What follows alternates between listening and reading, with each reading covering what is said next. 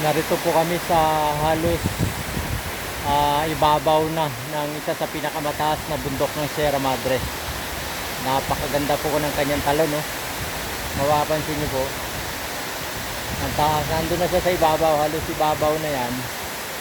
Pero napakalakas pa rin ng tubig. Yan, napakalalim po yan.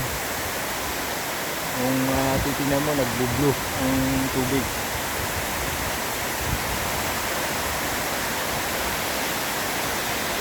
Napapaligiran po yan ng pader na. Ayan, pader pangpang na po yan dyan. Pangpang papuntang ilog. Wala pong tanging daan kundi yung ilog. At ito naman po, pangpang din po yan, nakapaligid. Ayan po, pansin nyo po, ayan, ganyan po lahat yan. Pader, puro pader yan. Ayan.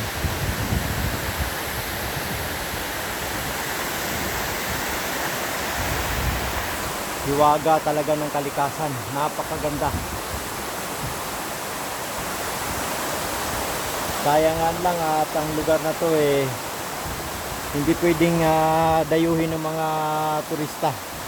Gawa ng ito nasa napakalayo na at hindi na safe ang mga turista na pumunta rito.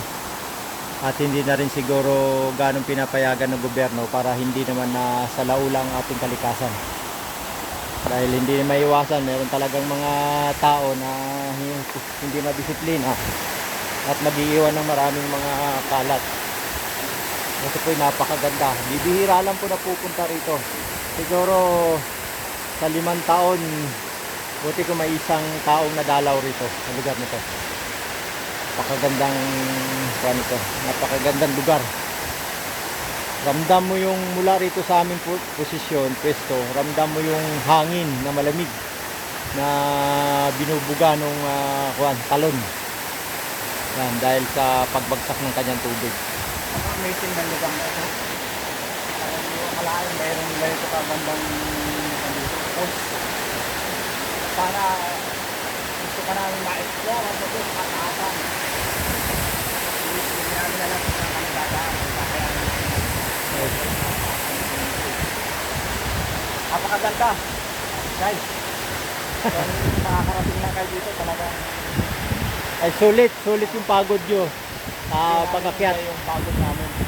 Ilang araw na kami naglalakad. Day 1, starting July 1.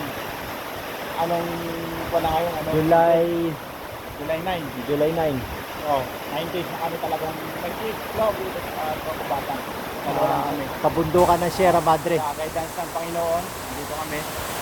Talagang hindi kami pinababayaan sa aming pag-explore. Napakaganda.